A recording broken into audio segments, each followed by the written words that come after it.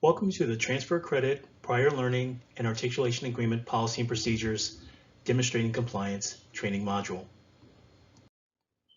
This PowerPoint presentation is made available to all institutions as a resource during the application, candidacy, and accreditation processes, as well as for peer reviewers.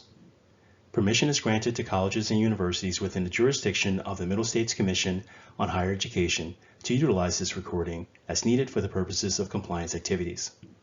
As a reminder, the information provided in this presentation is the property of the Middle States Commission on Higher Education, and the reproduction, distribution, or transmission of the presentation, in part or in whole, is expressly prohibited without prior written consent from the Commission. For permission requests, email the Commission at president@msche.org. I am Dr. Terrence Peavy, Vice President for Institutional Field Relations at Middle States Commission on Higher Education, and I will share updates on the policy and procedures related to transfer credit, prior learning, and articulation agreements. The policy was implemented in July of 2022 and is available at the Commission's website at msche.org. The presentation, specifically developed for institutional representatives and peer reviewers, will cover the purpose of the policy and related procedures, required evidence for compliance, peer review guidance, along with helpful resources and key definitions within the policy. Let's begin. The purpose of the Transfer Credit, Prior Learning, and Articulation Agreement policy is to outline the Middle States Commission on Higher Education's expectations for member institutions and peer reviewers related to the actual transfer of credits from institution to institution. Whether it is the evaluation or acceptance of credits for new transfer students or the visibility of support policies for this process, the Commission seeks to ensure that institutions are responsible for consistency, fairness, and transparency throughout all phases of the process. It is also essential that credits earned from institutions who support alternative learning methods be acknowledged in member institutions' transfer credit policies and procedures as well. Methods of alternative learning approaches are as follows: credits awarded through the assessment of experiential learning, prior non-academic learning, including military service, competency-based education, direct assessment, and other alternative learning approaches. Some examples of other alternative learning approaches are the use of portfolios or credit-bearing tests like the Collegiate Level Examination Program, also known as CLEP. The Commission seeks to ensure that students are placed in the best position to pursue their educational goals and can transfer credits across various institutions in a fair and consistent process. It is our expectation in presenting the Transfer Credit, Prior Learning, and Articulation Agreement policy that institutions will embrace this spirit and begin to critically examine its own processes in exhibiting best practices to better serve transfer students. Regarding this statement of policy, the Middle States Commission on Higher Education expects minimum barriers as it pertains to the transfer of credit. These expectations apply to institutions regardless of geographic location, accreditation phase, accreditor, or accreditation status, and/or the modality of the sending institution. The Commission acknowledges the varied nature of its membership and supports the flexibility institutions must possess to determine the requisite transfer credits are evaluated. Simply stated, it is the responsibility of the institution to determine the policy and procedures that allows for the fair review and evaluation of transfer credit. It is also important to emphasize that institutions must develop their policies and procedures to allow for a universal understanding by transferring students, sending institutions, and those who work with transfers at your campus. Articulation agreements are arrangements between or among institutions of higher education that specifies the acceptability of courses in transfer towards meeting a specific degree or program requirement. Another form of official arrangements between institutions is the Memoranda of Understanding, also known as the MOU. MOUs, along with articulation agreements, provide transparency to students, assist in the process of transfer, and minimizes the loss of credit for students. The Commission through its multi-level decision-making process in the accreditation review cycle and monitoring, will analyze all accreditation materials and any other appropriate information available to it via the self-study evaluation process. The multi-level analysis begins with the peer evaluators and then continues with the Committee on Evaluation Reports, who conducts further analysis and proposes action to the Commission. When the review of an institution's transfer credit policy commences, there are some important elements to keep in mind.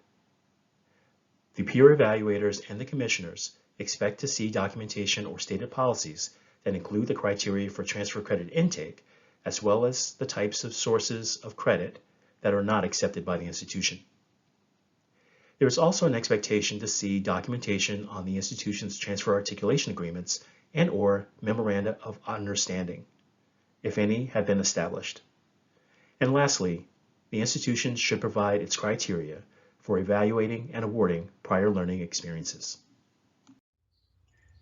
As an institution develops its policy on transfer credit, prior learning, and articulation agreement, the Commission stresses that it must be clear and transparent. This slide highlights 4 ways to meet that objective. The institutional policy has to offer a clear rationale for your acceptance of credit. Transfer credit should not be denied solely on accreditor or accreditation status. The policy should explain how transfer credits accepted by the institution will be recorded on transcripts and how alternative learning is assessed for coursework. And lastly, the institution's transfer policy or process should be disclosed publicly. The institutional website is an optimal location for such policies, as well as the college catalog. It is also helpful to share all transfer credit information with newly admitted transfer students when they learn of their admissions decision. Possessing a transfer policy is important and should include the input of key individuals on your campus, the inclusion of faculty, and admissions, student affairs, and/or advising professionals in the creation, implementation, and review of the policy is essential. This will ensure consistency in advising new and continuing transfer students at your institution. Now that we have defined parameters around creating policy for transfer credit, prior learning, and articulation agreements, let us now transition to how the Commission review procedures. In order to assess compliance under Standard 4, support of the student experience, the required evidence needed by institutions is listed on this slide. The overarching theme threaded through the required evidence is to possess transfer of credit policies and procedures that explicitly demonstrate the institution's decision-making process in totality. From the onset, what evidence at your institution shows the existence of policy pertaining to the evaluation of credit, showing the training methods utilized and the departments involved in training around the intake of transfer students is needed evidence. With regard to the articulation agreements, required evidence should show how they are managed and updated to reflect the most current curricula of the partner institutions. Institutions must use the Institutional Federal Compliance Report for submission, which is available on msche.org. Institutions should provide evidence that will best demonstrate the institution's compliance. Documentation of policies and/or procedures must be in writing, approved and administered through applicable institutional processes, accessible to constituents, and reflect current practice. The required evidence for Commission review is as follows. The policy and/or procedures must be presented by the institution to show how transfer credit decisions are made, accepted, or denied credit. All policies related to the transfer of credit must be disclosed publicly. Lastly, articulation agreements and/or MOUs must be disclosed publicly as well. For more guidance on the transfer of credit, prior learning, and articulation agreement guidelines, please click on the link on the slide or visit our homepage, msche.org, and click on Policies. Please note that these are only examples of what peer evaluators may ask during the self-study visit. For example, peer evaluators may ask how the transfer policy was developed. how is it going to be implemented? How is it periodically reviewed? And/or how is it publicized? The same for articulation agreements.